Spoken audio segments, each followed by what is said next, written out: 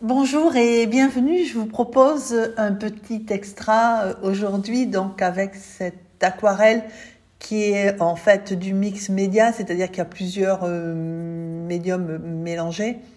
Vous pouvez le faire uniquement à l'aquarelle si vous n'avez pas le matériel.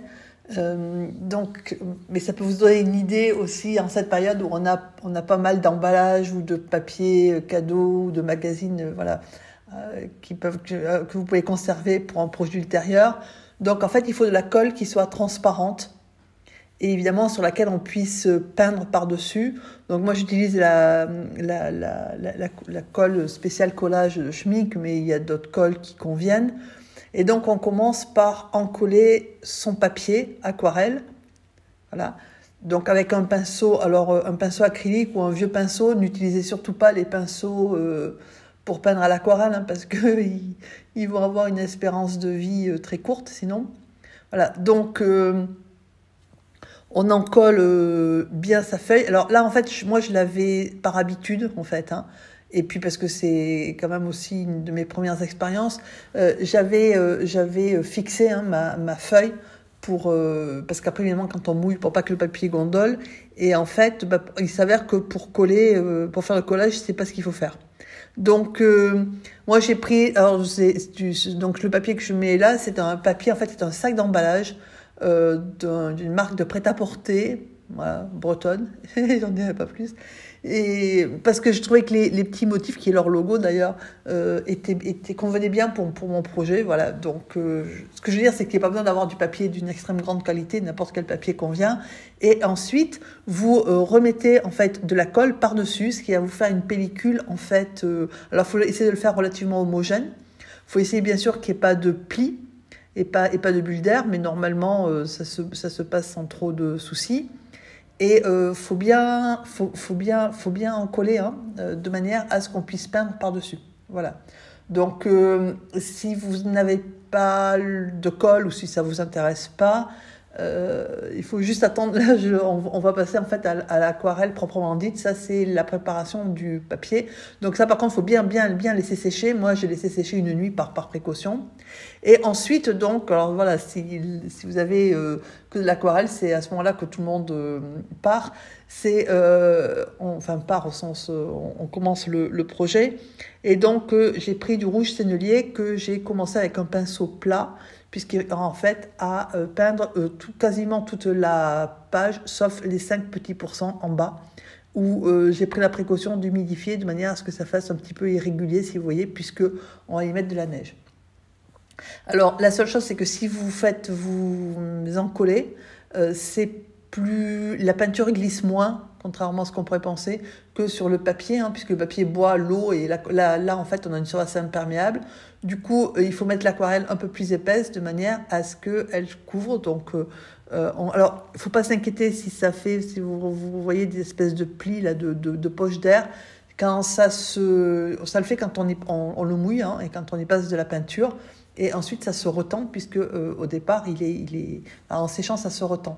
Donc, moi, ce que j'ai fait, c'est que j'ai mis du rouge sennelier donc, sur voilà, à peu près la moitié de la peinture. Et au-dessus, j'ai mis de l'alizarine. Voilà.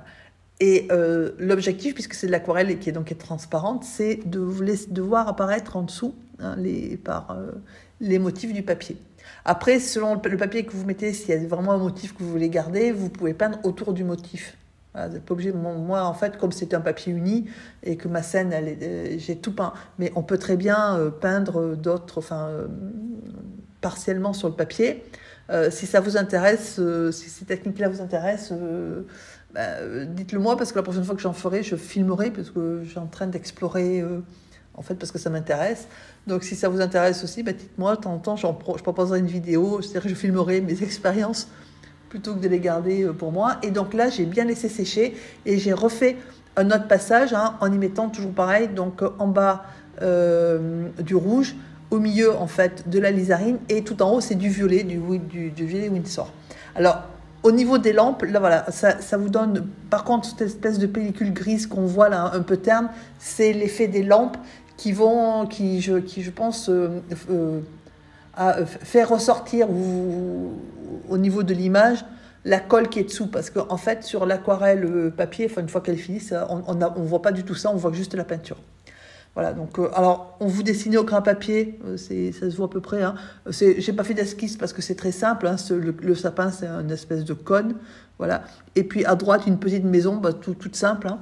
Et on fait donc une espèce de colline que j'ai faite en alizarine pour que ça soit plus foncé, puisque le bas est en rouge sennelier. Voilà. Et alors là, en fait, on a l'impression que je mets de la peinture, pas du tout.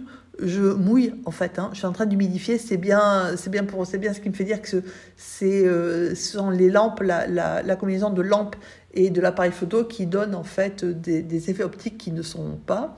Et donc là, avec la peinture violette et un pinceau numéro 2, je suis en train de suggérer un sapin. Alors, si vous le faites, si vous avez fait que de l'aquarelle, il n'y a pas de problème, hein, c'est technique habituelle. Si vous le faites comme moi par-dessus de la colle, il faut savoir que l'aquarelle, en fait, se conduit là presque comme de l'acrylique, c'est-à-dire qu'en fait, on a... D'ailleurs, si vous regardez, même humide, elle ne se diffuse pas, hein, elle ne court pas. Et donc, faut en tenir compte, en fait. Hein, c'est-à-dire qu'il faut mettre de la peinture très épaisse. Alors ensuite, moi, j'ai pris de la gouache, hein, tranquille, et j'ai fait donc ma petite maison à droite et le petit sapin donc, que je suis en train de faire, en sachant que le sapin, c'est-à-dire que quand vous me voyez partir la main à droite, c'est que je rince en fait mon sapin, parce que le fait d'avoir humidifié et d'y mettre de la peinture, ça me prend le rouge un petit peu qui est dessous. Et du coup, pour que mon sapin soit bien blanc, j'ai rincé mon pinceau à chaque fois. Voilà. Et ensuite, j'ai pris du doré. Alors, le doré, moi, j'ai pris ce qu'ils appellent l'aqua bronze ou le bronze aqua, je ne sais plus dans quel ordre, de Schmink, qui est en fait une poudre. Donc, il y a plusieurs nuances. Hein. Moi, j'ai pris l'or pâle. Et vous y ajoutez de l'eau et ça vous donne une texture qui est à mi-chemin entre la peinture et l'encre. Après, si vous avez de la peinture, il y a de l'aquarelle dorée. Hein. Donc, vous pouvez prendre l'aquarelle, vous pouvez prendre de l'encre, ou vous pouvez même prendre un feutre. Voilà, donc vous prenez quelque chose qui soit doré ou argenté selon votre goût. Et en fait, on fait le sapin. Donc, si vous le faites avec la peinture ou même au crayon, voilà.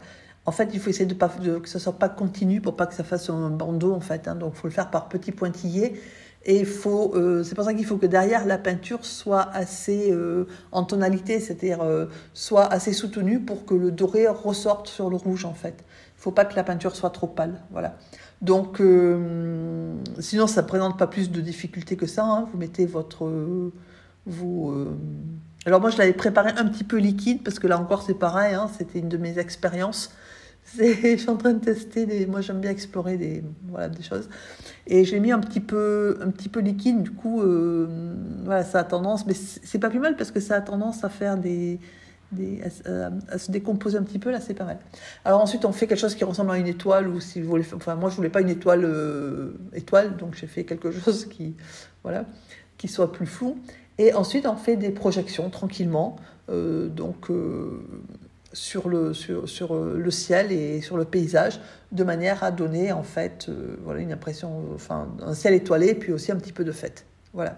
Donc une fois fini, ça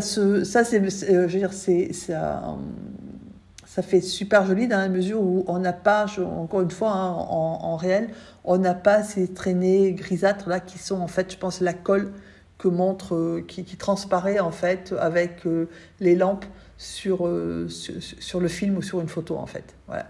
Donc j'espère que ça vous donnera des idées par ce temps très pluvieux et que ça vous permettra de vous amuser et de passer un bon moment. Voilà, je vous souhaite une excellente journée et je vous dis à très bientôt.